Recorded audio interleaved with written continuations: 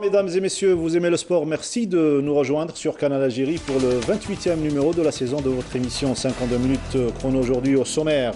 Le Cubain Raúl Diago Izquierdo, nouvel entraîneur national de volleyball. On parlera également de gymnastique avec les écoles de Boufarik et d'Alger Centre qui dominent le championnat national Boufarik durant ce week-end.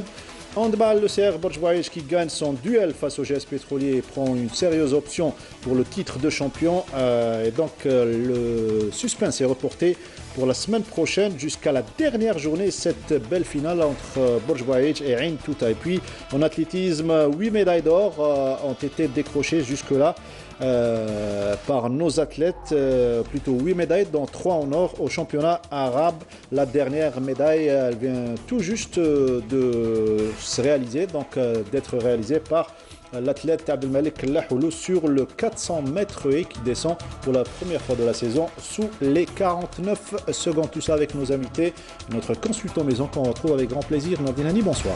Bonsoir, un plaisir tout le temps partager avec vous. Donc, et puis coucou à tous ceux qui nous suivent, nos fidèles de Seconde de Chrono. Voilà, les fidèles, on les remercie pour leurs encouragements sur le site de l'ENTV et surtout sur les réseaux sociaux. Le plaisir d'accueillir aujourd'hui, puisqu'on va parler de volley et de gymnastique. Tout d'abord, le président de la Fédération algérienne de volleyball, M. Mostafa Lemouchi, qui est un habitué à 52 chrono. Bonsoir. Bonsoir. Et également, pour la première fois sur le plateau de 52 chrono, Mariam Menired, ancienne gymnaste. Bonsoir. Bonsoir et bienvenue et merci d'avoir accepté notre invitation. Merci pour l'invitation. Vous êtes donc ex-international, vous êtes entraîneur national et arbitre national. Non, entraîneur... entraîneur de club. Oui, entraîneur de club. Oui. Très bien, et bien, bienvenue. On va parler de ta discipline chère, à savoir la gymnastique et surtout le pôle de développement, un nouveau pôle qui s'appelle FCR, c'est bien ça? Oui, le club il s'appelle FCR. Féminin Club Rusicada. Rusicada, oui, c'est le nom antique de Skikda. Eh bien, merci à nos invités. On va commencer par M. Lemouchi. Une saison particulière cette saison, avant de parler de la nomination du nouvel entraîneur. Est-ce que la bonne ambiance a repris ses droits, on va dire, au sein de la famille de volleyball? Oui, bien sûr. Effectivement, tout est rentré dans l'ordre. Le championnat a repris. Les équipes nationales se préparent dans de bonnes conditions. Donc, on peut dire que le volleyball a été remis sur rail. Avec une nouvelle formule pour terminer rapidement la saison. Non, nous avons, c'est la même formule, nous avons gardé la même formule, mais nous avons un petit peu rétréci un petit peu le temps entre les matchs, puisque actuellement on joue pratiquement les samedis et les mardis pour essayer quand même de terminer à temps et de pouvoir donner du temps pour la préparation de nos équipes nationales. Est-ce que jusque-là, vous avez réussi à remettre le calme au niveau au sein de la famille? Oui, tout est rentré dans l'ordre. D'ailleurs, nous avons tenu notre AG dernièrement et les bilans ont été adoptés à l'unanimité dans de très très bonnes conditions. Bon, je pense que la famille du volleyball a compris que le problème des finances ne dépend pas ni de la Fédération algérienne de volleyball, ni du ministère, mais c'est un problème national et puis c'est au niveau des autorités locales qu'on doit quand même essayer de défendre ces acquis. En tout cas, ce qui est sorti de ces turbulences, si on peut dire ça comme ça, c'est l'urgence de passer à une réforme sportive. Mais absolument. De toute manière, geler des compétitions, ça va à l'encontre des clubs même, ça ne va pas à l'encontre de la fédération. Parce que la fédération est là et elle va partir. Mais c'est les clubs qui pénalisent les athlètes. C'est les athlètes qui sont pénalisés. On l'a dit pour le volley, on le dit pour le basket également, qui sont à l'arrêt. Donc on est à la veille des Jeux Olympiques, on est à la veille des Jeux méditerranéens qu'on organise chez nous. Donc on est en train de se faire mal. De se faire mal, absolument. On est en train de se faire mal. Donc je pense qu'il y a eu des turbulences. C'est revenu dans l'ordre parce que les turbulences sont venues d'en haut, il faut le dire. C'est d'en haut que tout a commencé. Maintenant que le haut n'existe plus, je pense que le bas va se remettre au travail. Et pour planter le décor de ce 28e numéro, quoi de mieux d'annoncer une bonne nouvelle au monde sportif algérien avec cette sage décision du ministre de la Jeunesse et des Sports, nouvellement installé. Ben, écoutez, on n'a pas arrêté d'en parler ici sur le plateau de 52 chrono. On a dit que tous les problèmes venaient de l'ex-ministre qui avait un problème personnel avec le président du comité olympique algérien et qui a voulu éliminer des personnes pour arriver à évincer le président du comité olympique. Il a éliminé des gens qui n'ont rien fait en instaurant des systèmes d'inéligibilité, de je ne sais pas trop quoi. Et finalement, le président du Kora est toujours là et c'est les autres qui ont fini. Je pense que le geste de Raouf Bernaoui, que je salue, qui est un enfant du secteur, qui connaît bien le domaine, qui a même, lui, failli être victime de cet acte. Et donc, en ramenant tout le monde, en récupérant tous les acteurs du sport algérien, on ne peut pas, un ministère doit s'ingérer dans le contrôle. Pourquoi il ne contrôle pas les fédérations au niveau des dépenses, au niveau de beaucoup de choses? Pourquoi il ne s'ingère pas dans d'autres domaines qui sont de son ressort? Mais s'ingérer à éliminer un tel pour mettre un tel, là je pense que c'est une ingérence qui était illégitime. Et l'ordre a été rétabli, et bravo à Raouf Bernaoui. Pour être plus précis, c'est quoi un petit peu ce geste pour faire comprendre, pour simplifier aux téléspectateurs? C'est une amnistie? C'est une amnistie, exactement, c'est une grâce. Mais c'est des gens qui ne méritent même pas une grâce, parce qu'ils n'ont rien fait, ces gens. Ou on les emmène à la justice, s'ils ont volé, mais on ne peut pas, en tant que ministère, et j'étais le ministre et le directeur des sports de l'époque, que je nommerai pas parce qu'il est parti maintenant, donc c'est pas la peine de tirer sur les ambulances. C'est eux qui ont tout fait pour éliminer des gens, pour placer des gens à eux. Et c'est ça qui a un petit peu... Le sport était déjà en faillite, et cette action-là a fait que le sport algérien, regardez, on est arrivé en 2019 alors qu'on aurait dû décoller. Mais je pense que ce que vient de faire Raouf Bernaoui, le nouveau ministre de la Jeunesse et des Sports, c'est déjà un encouragement pour rassembler la famille du sport et démarrer sur une page blanche. Et pour aller de l'avant. Et c'est à l'Assemblée Générale, avec le courage, parce qu'il faut avoir le courage, parce que l'Assemblée Générale n'a pas eu le courage d'intervenir quand on a enlevé des gens de leur famille. C'était à eux de défendre leur famille. Ils ne l'ont pas défendu.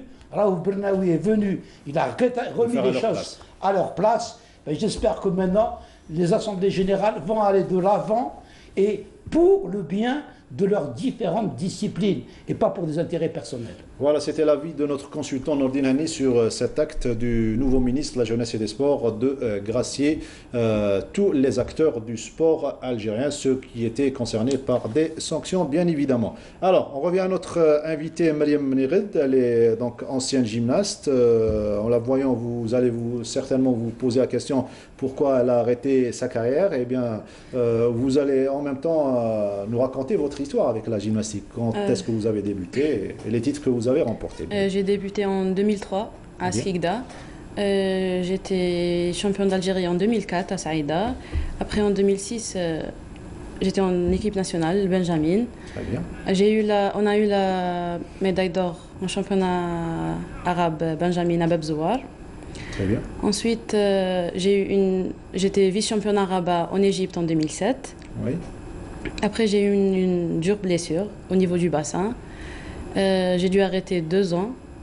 Personne n'a dit que je pourrais reprendre, mais j'ai repris. En 2012, on a eu la 3e place en championnat d'Afrique junior en Tunisie. Et en 2016, 3e place en championnat d'Afrique en Algérie. J'ai dû arrêter à cause d'une double fracture tibia-péroné. Méchante blessure. Oui, méchante blessure. La coupole. La coupole, Oui. donc championnat d'Afrique en 2016. Oui, j'ai préféré commencer avec les petites. Oui. Oui. mettre ma carrière une sage décision, donc au profit des jeunes athlètes de ski. Voilà. On va revenir sur le championnat national juste après avoir jeté un coup d'œil sur les faits marquants de l'actualité. Et l'information la plus fraîche pour le moment, c'est cette très belle médaille d'or enregistrée par Abdelmalek Lahoulou sur le 400 mètres haies au championnat arabe du Caire, 48,95 centièmes, 48 centièmes, 48 secondes, j'y arrive, 95 centièmes. Voilà, vous voyez, Abdelmalek Lahoulou, c'est des images d'archives à l'entraînement. Eh bien, le champion d'Afrique de la dernière édition est resté égal à lui-même. Et donc, on le savait hein, qu'il allait remporter, sauf surprise, ce titre arabe qui vient s'ajouter aux deux autres médailles d'or. Hier, il y avait Triki Yasser, Mohamed Yasser, donc, qui a remporté l'or aisément sur le triple saut, messieurs, avec un saut de 16,50 mètres, mais également au lancer du marteau, Zouina Bouzebara. Les autres médailles remportées par nos athlètes, 2 en or et 3 en argent. Donc, les autres médailles ont été remportées par Hicham Cherabi, l'argent au saut à la perche, Shahinaz Nasri, argent au 20 km marche, Mohamed Amar, bronze 20 km marche, et Amin Bouanani, bronze du 110 mètres haies. Voilà pour les résultats de la sélection nationale, une journée de la fin. Rappelons qu'au dernier championnat d'Afrique, l'Algérie était présente. L'Algérie est présente avec 23 athlètes dans 16 spécialités. Lors de l'édition de 2017 en Tunisie, l'Algérie avait terminé à 3e place avec 18 médailles, 9 en or, 5 en argent et 4 en bronze. Voilà pour l'athlétisme. On passe à la gymnastique et ce championnat national qui a eu lieu à la salle de Boufarik, ouverture de Wahib Abdelhawa, retour sur cette compétition, domination des écoles de Boufarik et d'Alger Centre. Le championnat national junior-senior par agrès a tenu toutes ses promesses, avec une participation qualitative des gymnastes des équipes nationales, sauf l'absence des gymnastes de l'amicale. Les athlètes de Boufarik ont dominé la compétition chez les seniors garçons grâce à Mohamed Bourguier qui a ramassé 3 titres, aux anneaux, à la barre fixe et aux exercices au sol. De son côté, Hilal Metidji a obtenu les titres à la table de saut et au cheval d'arçon. Les titres des barres parallèles est revenu à Mohamed Awisha. Ça fait un mois que nous nous préparons parce qu'on a un stage à Lyon. Après le stage, nous avons la préparation. Stage Maglouk, comme on dit. Chez les juniors garçons, les athlètes de Boufarik, Blida et de Sidi Mohamed ont dominé la compétition. Mustafa Mohamed de Sidi Mohamed a récolté 2 titres à la table de saut et aux exercices au sol. De même pour Hamida Jaber de Boufarik qui s'est distingué aux anneaux et aux barres parallèles. Les sociétaires de Blida, Abdelnour Aïssa et Zakaria Bayou, se sont partagés les titres des 2 agrès, respectivement le cheval d'arçon et la barre fixe. Une belle moisson de Lehna Salem d'Alger Centre qui a dominé la compétition en ramassant 3 titres au sol, à la poutre et aux barres asymétriques. Siham Hamidi de Tlemcen s'est contenté du titre à la table de saut. Il y avait des progressions.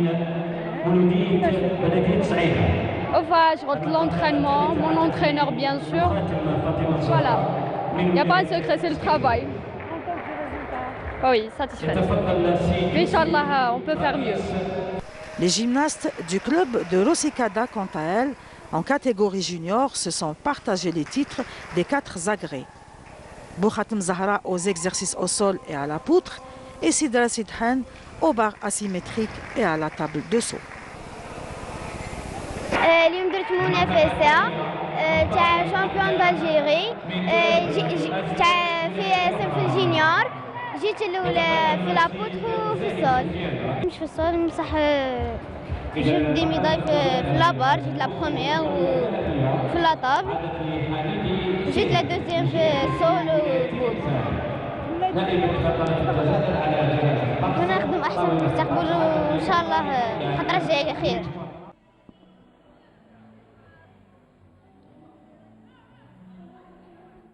Ah, très bonne ambiance à Boufarik, n'est-ce pas Mariam Mnirad? Vous étiez arbitre durant cette édition. Oui, j'étais arbitre sur les 4 agrès. Ouais. Il y avait les deux gymnastes juniors de Skikda. Domination logique de Boufarik à Alger Centre? Oui, bien sûr, parce qu'il y a peu d'athlètes. Très bien. Lahna, elle a fait des progrès parce qu'elle revient d'une blessure. Très bien. Hamidi de même. Concernant les juniors, il y a 2 filles. Il en manque une parce que il y a les Jeux africains, il y a le championnat d'Afrique pour bientôt en 2020 au Maroc et il nous faut une 3e fille parce que ils jouent aux 4 athlètes où on prend les 3 meilleures notes. Mais comme il y a que Zahra et Sidra, il nous faut une 3e athlète, mais il n'y a pas de relève. C'est ça le sur problème. le plan des athlètes qui évoluent à l'étranger, il y a 3, oui, il y a Jana, Moufouk Jana et Sofia et Lilia, mais elles sont en senior. Très bien. Oui. Et vous avez besoin de cadettes juniors? Oui, d'une junior, voilà. Pour les championnats d'Afrique? Oui, pour les championnats d'Afrique. Très bien. Il n'y a que les championnats d'Afrique comme objectif ou bien les Jeux africains également? Pour les juniors, il n'y a que le championnat d'Afrique en 2020, mais pour les seniors, il y a les Jeux africains en septembre, au mois de septembre à Marrakech. Comment vous vivez cette transition entre athlète et entraîneur et arbitre en même temps? C'est difficile de passer de la carrière d'athlète à... Bien, ça s'est fait naturellement? Ça s'est fait naturellement. Très bien. Il faut rappeler que vous êtes également étudiante... Oui, en Master 1, en éducation physique. Oui. Bonne chance. On va revenir sur notamment l'école de Skikda et surtout la situation de la salle de Skikda. Mais en attendant, l'un des autres faits marquants, c'est l'équipe nationale de volleyball qui a un nouvel entraîneur et, s'il vous plaît, de grosses pointures. L'un des meilleurs passeurs au monde durant les années 90, M. Lemouchi. Oui, c'est M. Raoul Diago qui a été... champion du monde et qui a participé à plusieurs Jeux olympiques. C'est qui a été classé meilleur passeur du monde de 1990 à 1998 et qui a entraîné l'équipe nationale cubaine et des sélections cubaines.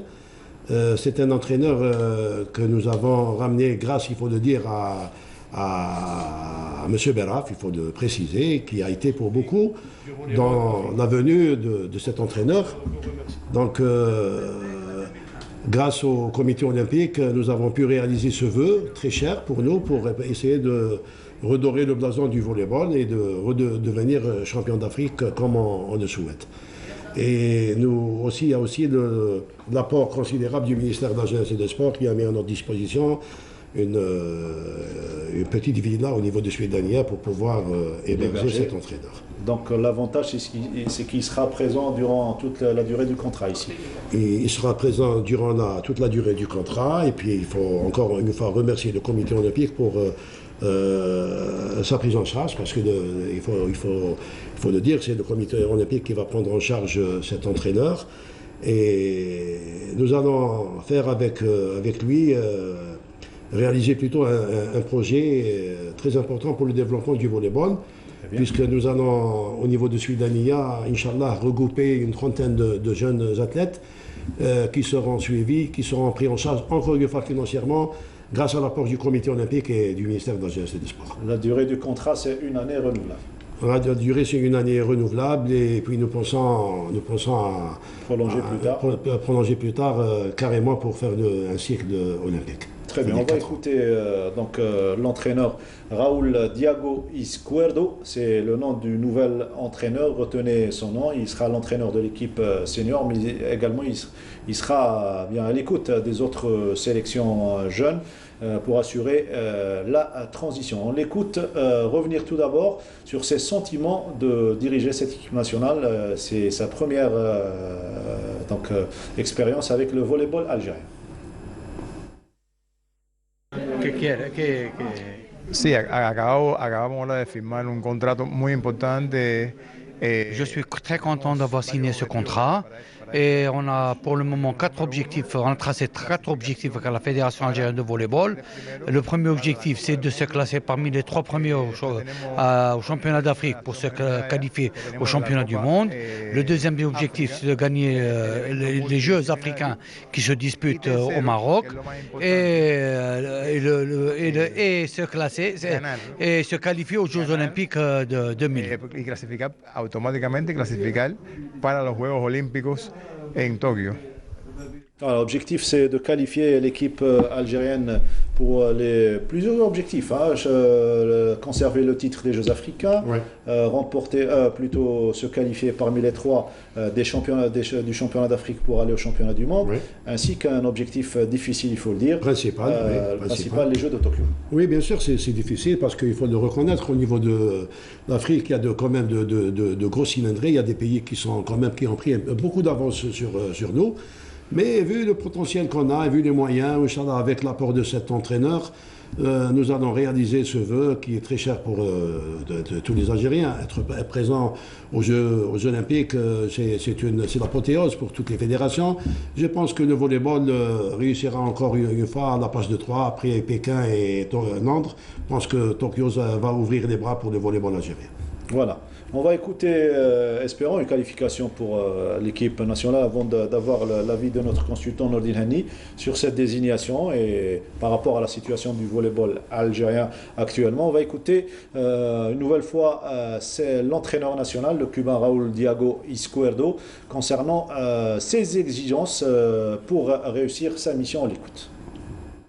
Sí, realmente ya nos hemos reunido. Après avoir discuté avec le staff technique, avec le DTN, le président de la Fédération algérienne de volleyball, nous avons installé un projet pour commencer à travailler et surtout changer la mentalité des athlètes algériens que j'ai pu rencontrer et leur inculquer une mentalité de gagneur et de victoire et instaurer une discipline à l'intérieur du terrain et à l'extérieur du terrain, même pendant les stages, pour qu'on puisse réussir ces objectifs. Mentalidad de victoria. Los atletas se sufren porque hay que ganar y perder. Pero la mentalidad es victoria, y victoria, y victoria, que así sí se puede. Voilà, on a compris, c'est la culture de la gagne qu'il veut inculquer aux joueurs algériens.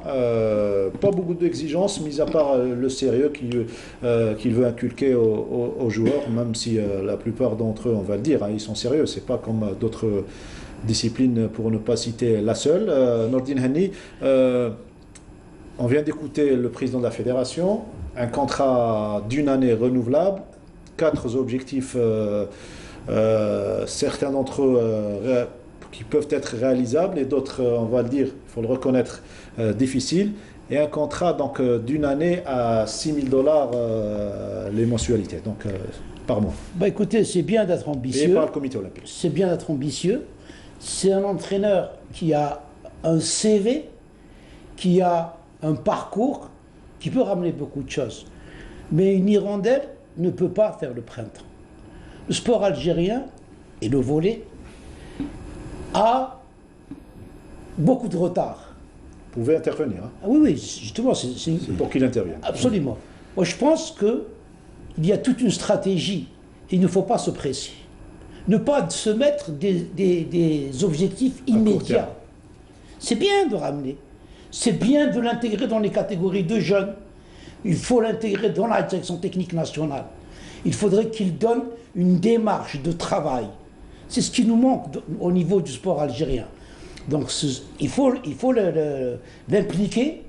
Il faut mettre avec lui des Algériens parce qu'il y a des compétences en Algérie, M. le Mouchib pourra vous le dire.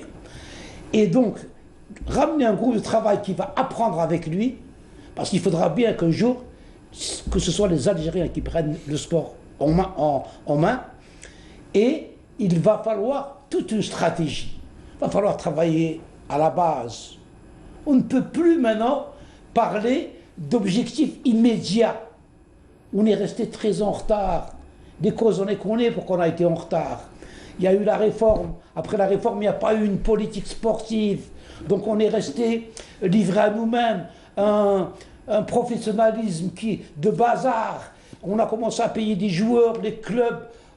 Ceux qui avaient de l'argent pouvaient jouer à un haut niveau, les autres, les clubs formateurs ont disparu. C'est toute une politique, je pense, que M. Le Mouchti est d'accord avec moi, c'est toute une politique qu'il faut mettre en marche. Vous savez, nous avons fait une réflexion très très approfondie sur le sujet. Et maintenant, nous avons présenté un projet de développement du volleyball algérien. Je pense que c'est un modèle qui sera pris en considération par les autres fédérations du moment que nous avons eu l'aval du ministère de la Jeunesse et des Sports et du comité olympique qui vont nous soutenir moralement et financièrement pour réaliser ce projet. Cet entraîneur, c'est un expert. D'abord, il va nous faire une expertise générale sur le volleyball, l'état du volleyball algérien. Il va nous proposer des solutions et entre autres, ces solutions, nous allons faire le projet à Suidania. C'est le fameux projet qu'on avait déjà établi, élaboré et lancé en 2009 à Nedroma, où nous avons regroupé une vingtaine de jeunes, de cadets. Cette fois-ci, nous avons une trentaine de jeunes cadets qui dépassent les 2 mètres et qui vont être pris en charge pendant toute l'année. Ils vont être scolarisés au niveau de Suidania et suivis par cet entraîneur, M. Miguel, avec l'apport de 3 ou 4 entraîneurs algériens qui seront choisis pour former cette équipe nationale. L'objectif principal pour ces cadets, c'est les Jeux Olympiques de 2024 qui vont se dérouler à Paris. Et je le dis encore une fois, c'est un projet qui va être mis en marche grâce à l'apport du ministère et du comité olympique, parce que la Fédération algérienne de volleyball, toute seule, ne pourra jamais réaliser ce projet. Et Inch'Allah, je pense que ça va être un projet pilote pour le volleyball, et il va être généralisé pour les autres fédérations. Pour certaines fédérations, vous pouvez mettre n'importe quel projet, il sera pilote parce qu'ils n'ont aucune politique sportive. Donc, vous pouvez mettre... donc c'est bien de parler à long terme. Moi, je préfère parler à long terme plutôt que d'essayer d'avoir des objectifs. Vous êtes adepte de long terme. Je suis pas adepte. C'est la seule solution. Parce qu'on ne peut pas faire autrement, on est en retard. À quoi ça sert? Et j'espère que ce Cubain qui est venu va servir à former nos techniciens. Il faudra l'intégrer dans la formation de nos techniciens, parce qu'il partira un jour. C'est ce que nous comptons faire. Voilà, il partira un jour, au moins il laissera derrière lui nos enfants qui sont compétents, mais qui ont besoin d'être suivis et d'être orientés. C'est ce que nous comptons faire. D'abord, nous allons lui associer 3 ou 4 entraîneurs qui ont été déjà choisis. Et comme objectif principal pour nous, bien sûr, ça va être une des 3 premières places pour au championnat d'Afrique qui est qualificatif au championnat du monde. Je pense sincèrement que c'est réalisable. Maintenant, l'objectif principal pour nous, c'est la qualification aux Jeux de Tokyo. C'est pas osé comme objectif? Non, c'est pas osé, parce que dans la vie, il faut être ambitieux, il faut quand même essayer, il faut toujours voir grand pour... Une seule équipe sera qualifiée. Une seule équipe, pourquoi pas l'Algérie? Je pense qu'on a des capacités, on a des moyens. Maintenant, c'est vrai que ça va être difficile, mais il faut quand même essayer. Il faut que les gens partent au départ comme gagneurs. C'est ce qu'il a dit, la culture de la gagne. Voilà, c'est de la culture de la gagne. Moi, j'ai toujours été comme ça. Je suis connu, les gens me connaissent, les gens savent que j'ai toujours misé sur le bon cheval, et je pense que ça va être le bon cheval. Marie, vous êtes d'accord avec monsieur quand il parle de la culture de la gagne? Elle peut faire la différence parfois même face aux grandes équipes? Bien sûr. D'ailleurs, qui لعبنا surtout le championnat d'Afrique en 2016, c'était la seule fois où on a joué en Algérie. Très bien. Il y avait du monde, il y avait nos familles. Et il y avait beaucoup de médailles. Je voudrais juste dire à M. le Mouchi, c'est bien de vous intéresser aux messieurs. N'oubliez pas que le volleyball féminin a été au sommet, qu'il a perdu, et il faudra intégrer nos dames. On va revenir aux dames tout à l'heure, mais là, on va tout d'abord passer à l'actualité pour ne pas perdre de temps également. Et l'actualité, il ne faut pas l'oublier, c'est cette belle fin de saison concernant le handball. Nordinani, vous étiez à Borj Walid pour vivre une très très belle journée, et nos amis de la fédération sont à remercier pour le changement de programmation. Absolument, on avait dit que jouer le vendredi, c'était pas possible. En ce moment, on ne peut pas jouer le vendredi. On sait tous que le service d'ordre est dépassé le vendredi. Et donc, on a changé, on nous a écoutés, on a changé, on a fait jouer le samedi. Très bien. Mais il y avait un service d'ordre impressionnant. C'est la fédération qui a demandé, ça a un petit peu irrité nos amis de Borj, qui ont dit qu'il n'y avait pas de problème. Pourquoi ramener autant de services d'ordre? Mais le problème, il n'était pas là. Le problème, c'était l'enjeu de la rencontre. 2 équipes, donc le leader, Borj, qui est premier du championnat, à 2 points du GSP. et à 2 points de Ain Touta et à 2 points de Berraqi. 3 équipes étaient collées. Et donc c'était important pour Borj d'essayer de gagner ce match pour maintenir cette avance de 2 points à une journée de la fin. Parce qu'il restera plus qu'une journée maintenant. Et donc je vais laisser le suspense quand même. On va laisser le suspense, on va plutôt regarder ce match, les belles images que nous a ramené Nordin Hani et notre caméraman Gattay, qui s'est démêlé comme un beau petit diable pour nous ramener de belles images dans des conditions un grand bravo pour lui. Hein. Voilà, bravo à Gattay, notre caméraman. C'est devant un nombre public et un service d'ordre impressionnant que Borj Barerich, le leader, accueillait sans de frein le GSP, dans un match important pour le sacre final. L'enjeu de la rencontre a vu les défenses des 2 équipes prendre le dessus, vu le score étriqué en première période. Et il faudra attendre la fin du premier half pour voir les poulains de Badis Nordin, grâce à des contres rapides, prendre un avantage de 3 buts. En seconde période, le suspense va continuer. Les 2 équipes joueront leur va-tout. Les Bordiens survoltés tentent de garder leur petit écart, mais la force de frappe de Belkous fera durer le suspense. L'égalité, un but d'écart, la fin du match s'annonce indécise. Mais voilà que du côté de Borj, il y avait un gardien de but, Ashraf Hamzaoui, qui confirme de match en match et qui va défendre bec et ongle sa cage. Alhamdulillah, رجل مقابلة بلا الحمد لله من جميع الأصعدة. هذه جات مثابرة تاع جهد عام كامل. الحمد لله كثيرا. Poussés alors par un magnifique public, les coéquipiers de Fedela Mohamed ont profité des erreurs des pétroliers pour remporter la victoire et conserver toutes ses chances pour le titre national. Quant au groupement sportif des pétroliers, l'écart de 4 points à une journée de la fin lui enlève tout espoir. Borj a gagné, mais il faudra attendre l'ultime journée où il se déplacera à Ain Touta dans une grande finale qui déterminera le champion d'Algérie. Le match était très difficile pour les 2 équipes. C'était une finale. On a joué contre le champion de la saison passée, mais on était bien concentrés, on était bien sur place. Il y avait de la solidarité entre les joueurs, il y avait de la volonté. On a bien géré la rencontre. On a pris l'écart dès le début de match. Alhamdoulilah, on a gagné. Inch'Allah, on va préparer le prochain match. Encore une autre finale contre l'équipe d'Ain Touta.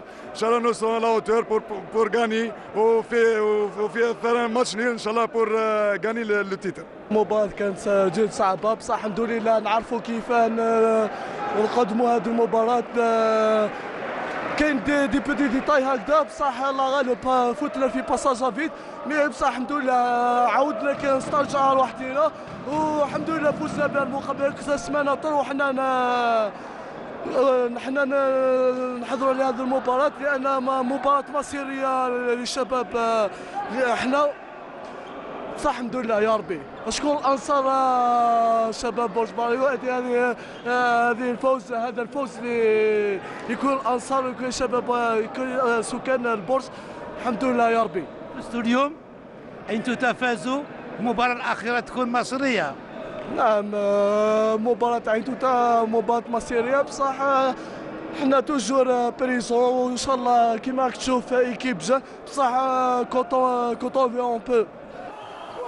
À retenir l'excellente maîtrise de la paire d'arbitres Desh Guarda qui se sont envolés hier pour officier la finale de la Coupe d'Arabie Saoudite, une fierté pour le handball algérien en cette période de vache maigre. Voilà, belle victoire du CR Borj sur le GS Pétrolier. Le GSP, quant à lui, perd toutes ses chances de conserver son titre. Et par contre, juste derrière, Ain Touta, qui rêvait du titre, elle qui a dominé plusieurs journées du championnat cette saison, elle reste dans son rêve et elle reste collée au leader à 2 points. Absolument, donc après surtout sa victoire donc, à Ouargla, face à lycée Ouargla, bon, il faut dire aussi que Ouargla a assuré son maintien, il joue les playoffs, donc ils n'avaient rien à perdre, rien à gagner.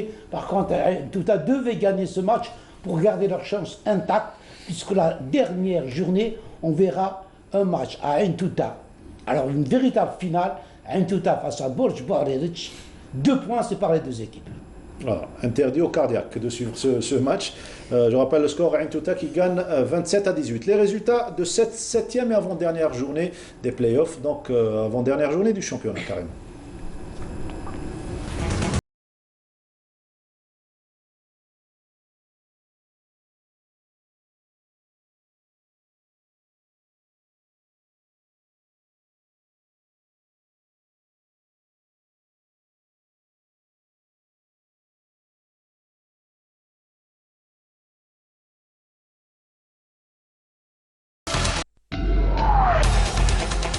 Les filles, Nordine Hanni, pour ne pas les oublier, a eu les demi-finales entre Bach Jarrah et le GSP et l'équipe de Aqabo face à Albiar. Voilà, donc c'était sans surprise, tout le monde le sait qu'il n'y a que 2 équipes qui dominent dans le championnat et au niveau de la coupe. Donc ils vont se retrouver en finale d'une finale qui, comme toutes les années depuis longtemps maintenant, opposera donc Albiar au groupement sportif des pétroliers qui ont gagné sans avoir à fournir beaucoup d'efforts. Les joueurs internationaux qui ont procuré beaucoup de joie à l'occasion du titre africain en 2014, il ne faut pas les oublier, à l'image de Kader Rahim. Ah oui, c'est une très bonne nouvelle pour Kader Rahim donc, qui joue à Dunkerque et qui est qualifié pour la finale de la Coupe de France. Donc c'est quelque chose d'important pour Kader Rahim, qui j'espère, qui a été renvoyé donc, de l'équipe nationale, rappelons-le, avec l'épisode Hewani, qui j'espère reviendra en équipe nationale quand on aura une équipe nationale de handball, bien sûr. Inch'Allah, il y aura une équipe nationale et un réveil après peut-être l'Assemblée générale. Et puis nous avons les 2 arbitres, Gesh Edward et Guarda, qui ont officié le match CAB face au GSP, qui se sont volés hier pour l'Arabie Saoudite. Donc on leur reconnaît cette valeur d'arbitre. Ils vont arbitrer la finale entre Nord et Madar, donc finale de la Coupe d'Arabie Saoudite. C'est une bonne chose pour nos arbitres qui vont aller représenter l'Algérie, parce qu'ils représentent l'Algérie quand ils arbitrent. Bravo à cette paire d'arbitres. Et bonne chance pour Guarda et Desch. On passe au basketball en l'absence du championnat, puisque le championnat est à l'arrêt en attendant l'élection d'un nouveau président et un nouveau bureau. On va parler donc de ce tournoi organisé à Stawali à l'hommage de Jamal Sharradi, organisé par le Nas du Sindé. Eh bien, on revient sur les 2 matchs de samedi, plutôt match de classement entre le Wydad de Boufarik et Dararia.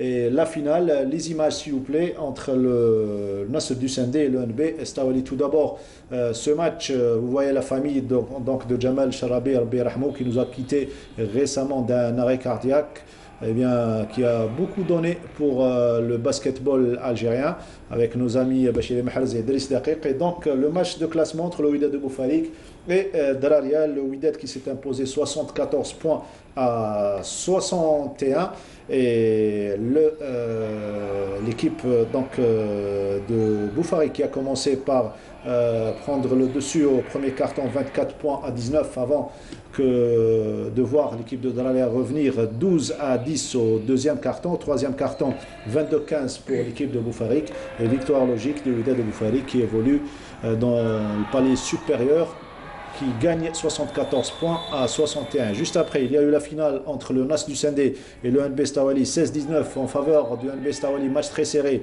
au premier carton, 25-13 au deuxième carton en faveur du Wydad de Boufarik qui s'est ressaisi, et au troisième carton, retour de l'équipe de Stawali qui jouait dans sa salle, 22-16, et c'est le Wydad, plutôt le Nas du Sindé, qui termine mieux, 18-12 le score au quatrième carton, et 75-66 c'est le score final. On va écouter ceux qui ont connu chez Rabbi Jamal Rabbi Rahmou, à commencer par Ben Ali wa Jamal Boufnik, l'ancien arbitre, le doyen des arbitres mondiaux, mais aussi l'un des meilleurs titrés, pour ne pas dire le meilleur titré sur le plan international, Faïd Bilal, qui était entraîneur national.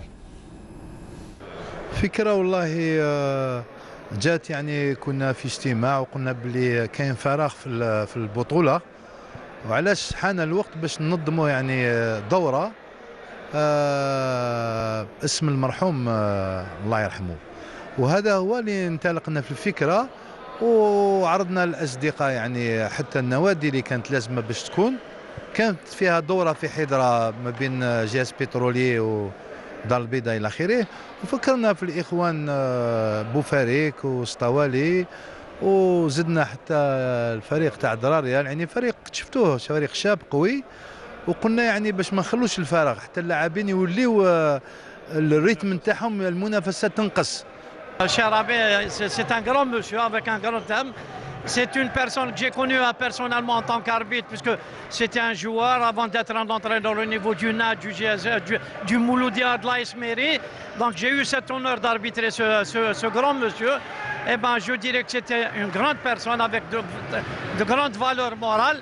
والله ربي يرحمه ويعطينا العافيه. كما يقولوا بالفرنسيه سي انسان ديسكري متواضع كثير وحشام، ولكن يعني كنا جوزنا ومشينا مع الكرة السلة وعطينا الكرة السلة وعطى كثير هذا السيد هذايا.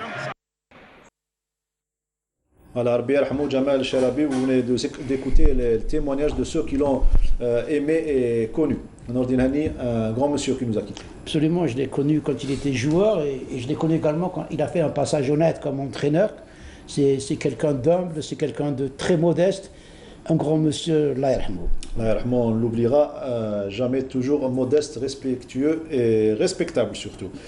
Alors, avant de continuer le tour d'horizon concernant l'actualité, il faut savoir que le fils de l'ancienne gloire de la boxe algérienne, à savoir Lossif Hamani, son fils Rachid Hamani, champion d'Afrique à 3 reprises, ainsi que champion méditerranéen dernièrement, eh bien, il va boxer face à un Indonésien en boxe professionnelle, Marcus Tumuru, victorieux à 3 reprises, 38 reprises par KO. Ça sera le 12 au Singapour. Vous voyez Rachid Hamani dans ses œuvres. Et bien, le 12, rendez-vous pour ce boxeur algérien. On va lui souhaiter bonne chance. C'est lui qui est sur les traces de son papa. Voilà donc le 12 avril au Singapour. On revient au plateau pour parler avec notre invité Mariam Mnired, la gymnaste qui est en même temps entraîneur au niveau du club de Rusikada, Skikda, mais également arbitre national. On va parler de la situation surtout de la salle dans laquelle vous entraînez et vous continuez à vous entraîner dans cette salle malgré les difficultés. Oui. La salle, j'ai débuté dans cette salle il y a 15 ans. Oui. Oui.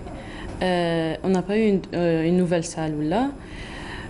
Donc le problème qui se pose, c'est bien les fosses.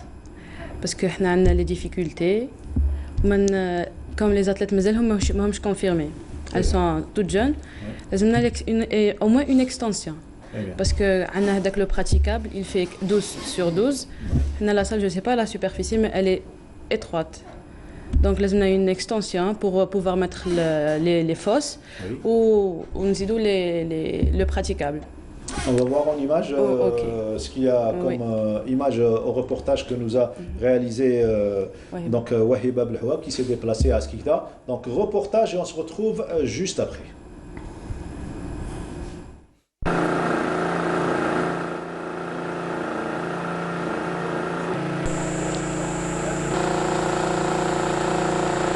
Accéder à l'unique salle de la ville de Skikda est devenu un véritable calvaire et le port de bottes semble le mieux indiqué. لمدة يعني 4 سنين وحنا رانا نعانيو كل ما تطيح الشتاء يحبس كل شيء. لاماس الدراري دي فوا نحبسوا لهم لي زونطريمون تاعهم بس لاكسي ما يقدروش يدخلوا لاصال ويعني والله العظيم كارثه ودرنا بعده نداءات ولا حياه لمن تنادي. وهو المشكل تاعنا هذا كانت عندنا لاسينيسمون القديمه سيبريماوها وداروا وحده جديده باش ياكورديو هذه مع القديمه. نو خلاو هذه مسيبريميه كي يطيح الشتاء هنا يستاغني عندنا ما يخرجش. La salle qui appartient à la direction de la jeunesse et des sports de Skikda et qui existe depuis 2003 a vu des champions défiler à l'instar de Anis Maouch et Mariam Mnired. L'exiguïté de la salle empêche le bon déroulement des entraînements des gymnastes. Non, ماهناش praticable. On a une seule piste ou même la piste de 2004 donc elle répond même pas. Normalement, on attend une piste, mais ça le dit impossible de praticable. دينا يعني عدة طلبات للمديرية باش يديروا لنا، حنا طلبنا منهم ليكستنسيون توسيع القاعة، على الأقل نديروا الحفر باش نسهلوا المهمة على المدرب وعلى الجمبازيين ولنتفادى كذلك الإصابات. Des appels stagnent avec cette eau qui s'y trouve dénigration. Ah, c'est vrai, cette eau qui ne... belle métaphore, qui ne trouve pas son irrigation. Donc ça stagne avec les appels de... Non seulement ça stagne, mais on ne peut pas faire de la gymnastique s'il n'y a pas de fosse. Il faut que les gens comprennent que des écoles de gymnastique, c'est les écoles qui disposent de fosses. Vous fallait qu'ils disposent d'une fosse, Saïda, je dispose d'une fosse. On a beaucoup parlé de ces problèmes de fosse. Et la salle, ça va faire plaisir à notre ami Ali Yassine, qui sûrement nous suit, parce qu'il se plaint également le handball. C'est une équipe qui forme de grands joueurs et qui n'ont pas une salle à Skikda. Et des appels, on les a lancés d'ici. Elle est en train de lancer l'appel. Mais c'est pas normal qu'on puisse pas avoir dans une grande ville comme Skikda ne pas avoir une salle. C'est pas normal en 2019. C'est le moment de faire encore une fois d'appel. Ces jeunes filles sont l'avenir de cette discipline, surtout qu'ils vont être dans 5 ans en senior. لازمنا une fosse, لازمنا surtout l'extension de la salle pour avoir un praticable, parce qu'on a une seule piste ou pour les chorégraphies. Oui. Voilà, on a une chorégraphie avec la musique et tout. Elles peuvent pas répéter. Il faut la salle de compétition avant 2 jours, 3 jours pour qu'elle s'adapte. Alors, malgré les difficultés, ça, ce qui est à noter et ce qui est encourageant, vous ne baissez pas les bras face à ces difficultés, vous continuez à former de jeunes gymnastes. On va le voir d'ailleurs à travers ce reportage, ce gros plan consacré à l'équipe de gymnastique. Donc, il faut retenir le nom, FCR, oui. FCR, Russie Cadre. Voilà, reportage au Hibab Lhou. Le sport à Skikda, c'est aussi la gymnastique qui a brillé grâce à ses champions d'antan, à l'instar de l'ex-champion d'Afrique aux anneaux Hakim Atmani. À Skikda, il prend en charge avec ses collaborateurs Nasreddin Bouslir et Myriam Mnired des jeunes talents pour rehausser le niveau et assurer la relève de l'élite. كانوا عندي 2 athlètes في لاغام، كانوا عندي زوز درت معاهم بطولة وطنية، وصلت حتى دخلوا لجان طالون، وصلوا حتى ليكيب ناسيونال. من بينهم انس معوج، وكاين اللي غاد سيد عليه، واحد دوكا في بوفاريك راهو في الفريق الوطني والاخر راهو حبس. واليوم راك مع واليوم راني مع الشيخ في لاماس اللي نخدموا تسمى توت ان جروب، ماشي وحدي برك، كاين 4 مدربين اللي حاكمين وكل واحد حاك شاد كلوب. De gymnastes continuent d'émerger grâce à leur talent inné et la compétence technique de l'encadrement. Sidra Sidhan et Zahra Boukhatem représentent dignement l'Algérie à l'étranger. السبب اللي خلاني يعني هذه فلسفه تاع المدرب، لان العمودين المتوازيين جهاز يعني خاص وحده وين يتطلب قوه كبيره ويتطلب عامل كثير، ولهذا انا مخصص 50% للعمود المتوازي و50% للاجهزه الاخرى اللي هي 3 اجهزه، الحركات الارضيه والخشبات العارضه والقفز، لانهم يعني انهم نفس الجهاز يعني يطلبوا قوه بدنيه خاصه في الرجلين. الجيري ودرت شامبيون ضرب في لبنان، ديت 3 ميداليات ذهبيات. في المسابقة العامة ولا على الأجهزة؟ الأجهزة ديت في اللابار في لابوتر وفي الصول. اسمي بوخاتم فاطمة زهراء، عمري 12 سنة. بديت في مع الشيخ ليكيب ناسيونال كي كان في عمري 8 سنين. عندي اوبجيكتيف ان شاء الله اني نولي ملي شامبيون. وعندنا كذلك تحضير للبطولة الأفريقية اللي رانا معولين عليها كثير، اللي هي البطولة الأفريقية في سنة 2020 في المغرب. Le plus gros du travail se fait à Skikda. Hakim Atmani, en qualité d'entraîneur national junior, continue à œuvrer pour préparer les échéances futures, mais a besoin de moyens. Voilà, besoin de moyens et surtout qu'il est en train de préparer une dure spécialité, les barres asymétriques. Oui. Parce que les trois agrès sol, saut et poutre, ils touchent les membres inférieurs. Comme la barre, elle a besoin d'un travail spécifique. Très bien. Oui. Endurance, force et vitesse. Endurance, force et vitesse, ce sont les qualités pour réussir dans pas mal de disciplines. Et pour le moment, vous tenez à former. Et là, on vient de voir Sidra. Vous la voyez avec beaucoup d'émotion. C'est votre athlète. Oui, Sidra et Zahra. Elles sont parce qu'elles bossent dur.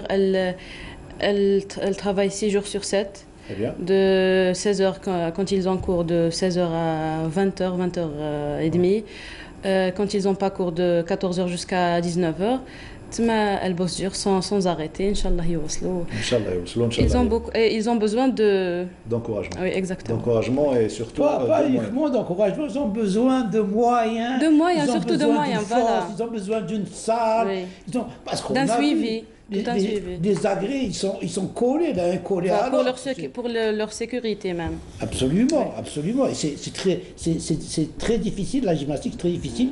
Et un accident est vite arrivé. Et c'est un volume important d'entraînement. Alors, puisque c'est une spéciale gymnastique, et à l'occasion du championnat national, Wahib Abdelhawa s'est intéressé à un juge arbitre qui fait le bonheur de l'arbitrage algérien, bien évidemment. Il s'agit de Wahiba Sbihi, portrait de cette dame, et on se retrouve juste après.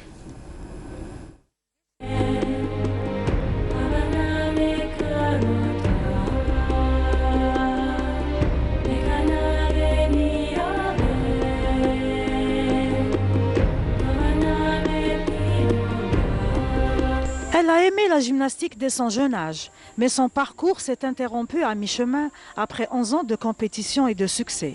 Un accident survint en plein entraînement pour mettre fin à une carrière prometteuse.